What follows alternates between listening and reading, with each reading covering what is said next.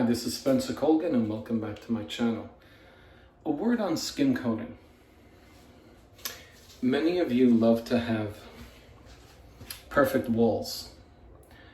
And I have to tell you, making your walls perfectly flat is well within your own skill and power. If you can spread peanut butter on bread,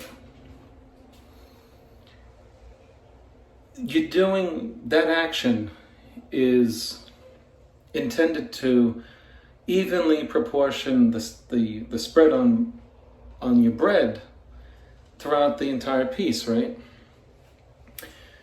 Well, that's like the governing principle of skim coating. You're trying to spread this peanut butter on this bread. And if you have that in mind, spreading it evenly, you can do this because the rest has to do with really no skill at all. It's about pressure. That's really all it's about. In fact, you employ that method when you're spreading peanut butter because you don't put too much pressure because you'll tear the bread. Let me show you what I mean. Practice this. I'm using USG joint compound. Okay? Look, even if you're not that good, okay? This is the skill you use when you're doing your peanut butter. Now I just put a lot of compound on there. So now,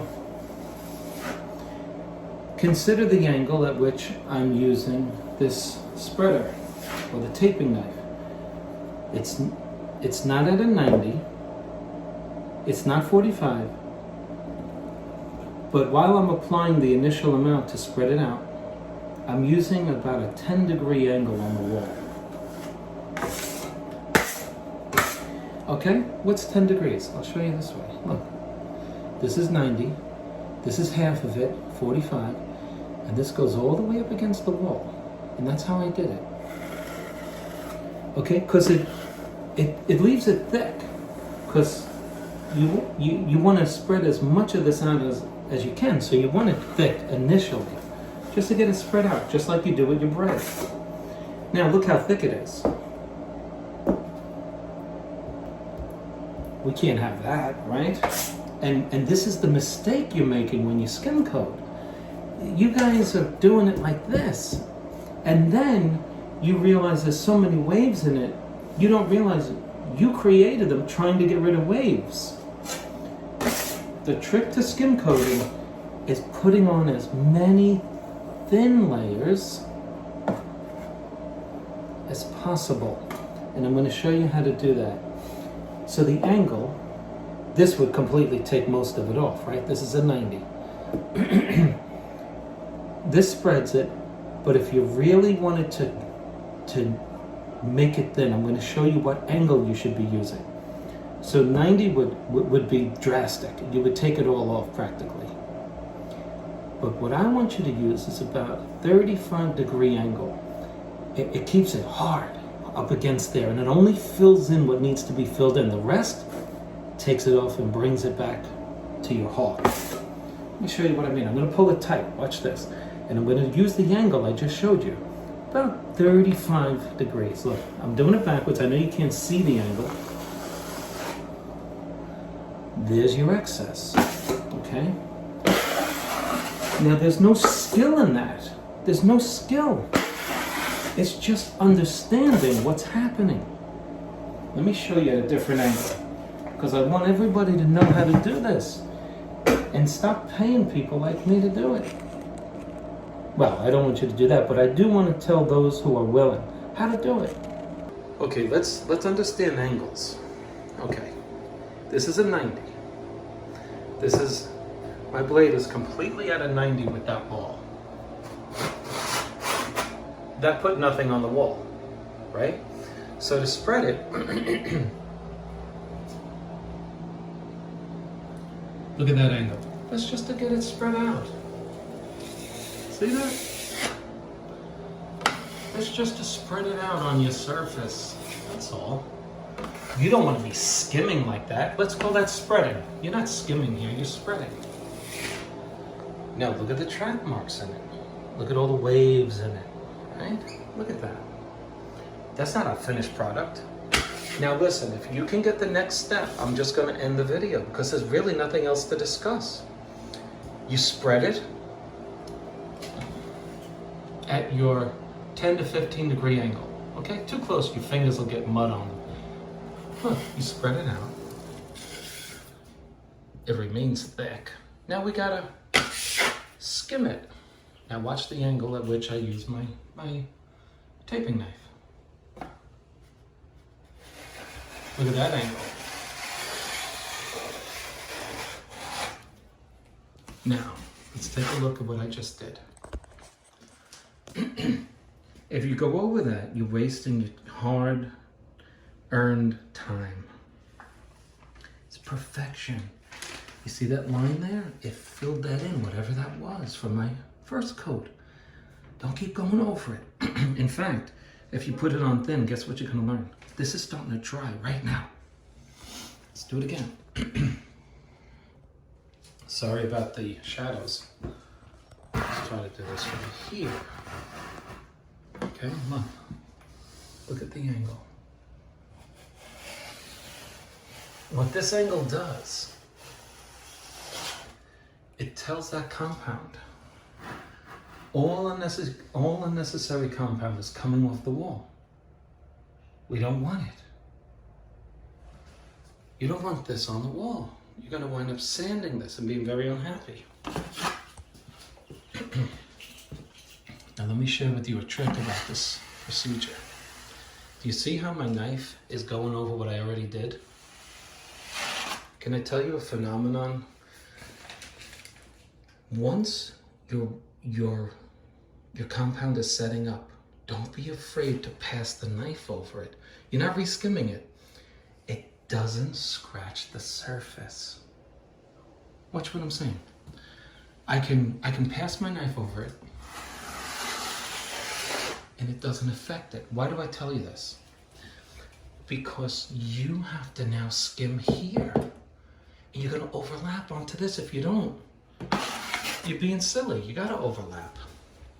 You're overlapping because you want a complete job. So you gotta overlap. Look. Now watch this. This is already done. I don't care. I can pass over it. I'm not reskimming it. I'm not applying anything new. Understand the difference? Now look at this. Let me make it perfect.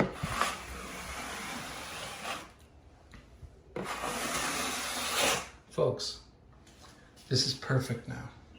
We're ready to wallpaper over this. Don't mistake those colors for dents and stuff. In fact, where you see it more colored, more dark, you're actually looking at the surface that needed more compound. That's all that is. Look at these cracks from the first coat. Anybody who's been doing this knows that I went thick here. You had to see the mess here. Oh. So now, this is an indication that it just shrunk on us. And these cracks fill in quite easily. Quite easily. Don't let them get you down. Skim coating is about angles. It's not about skill. It's about understanding. It's about the angle at which you hold your knife. In your spread, and then in your finish. That's all it's about. Secondly, it's about your wrist and the pressure with which you exert on the knife from your hand. That's it. Now, one last thing about skim coating.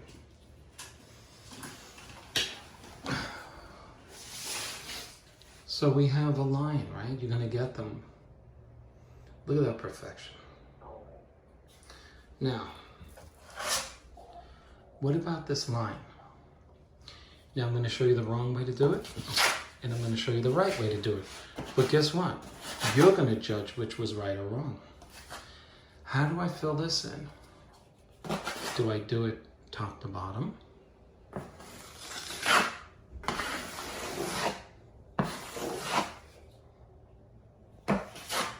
Or should I have done it side to side?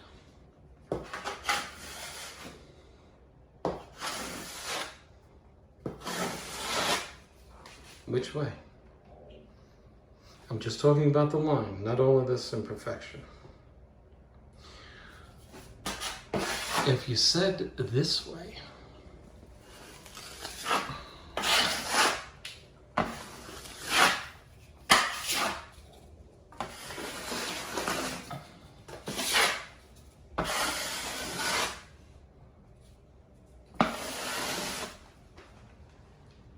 said that way, you were right.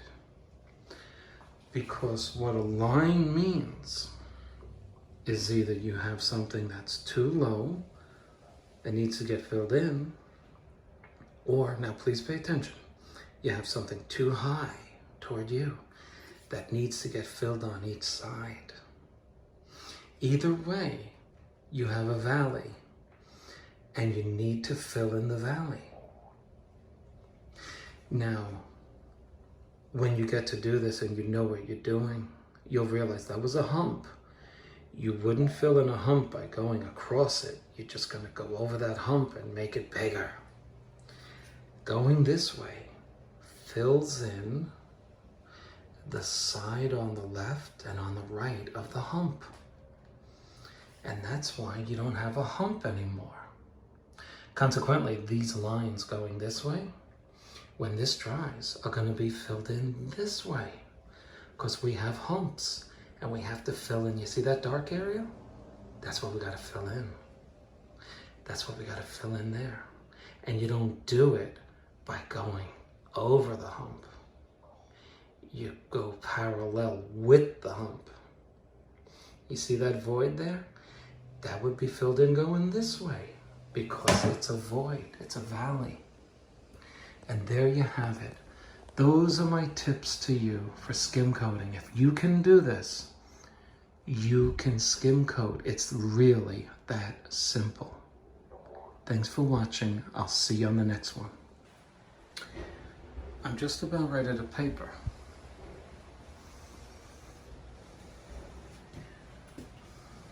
You see that there? I don't like it. But I don't want to wait. I don't want to wait till that gets any drier. One more time. Let's do it. Nice and easy.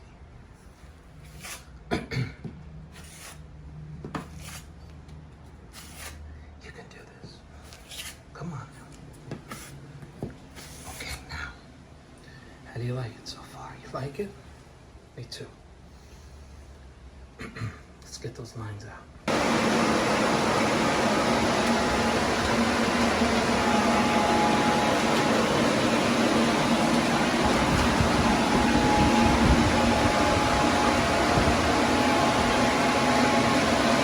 Let's perfect our work. I go right to the corner. See that? Now I bring my angle down. Okay, because I want to get rid of those drag marks. The pressure. Put a lot of pressure on that. Okay, can we do that? Yes. Now, how do you like it? Oh, let's get rid of the line we made. Gotta be a little. Okay, so we filled in that issue that was going on over there. Now we come back, nice and easy. Come on. Wow, look at that. We're almost there. You don't have to wait until this is all dry, but you gotta know when you can do this. Oh, look how beautiful. I don't like that. Let's fill it in. See how I went close, like the peanut butter issue? Watch this. Okay, now. Come on now. fill it in.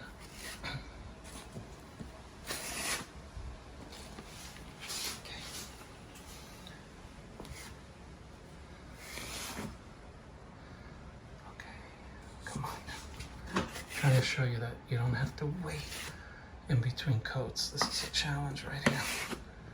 Okay. Oh, I see.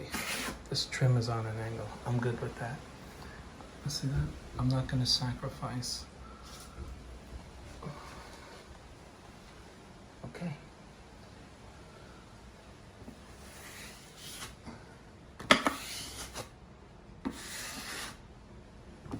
You don't want to reactivate the mud that's setting up, but you can go over it if you do it at the right time. See that? All our lines are gone. And we're just waiting. Open the door, let the nice air in, get your fan on, take it out.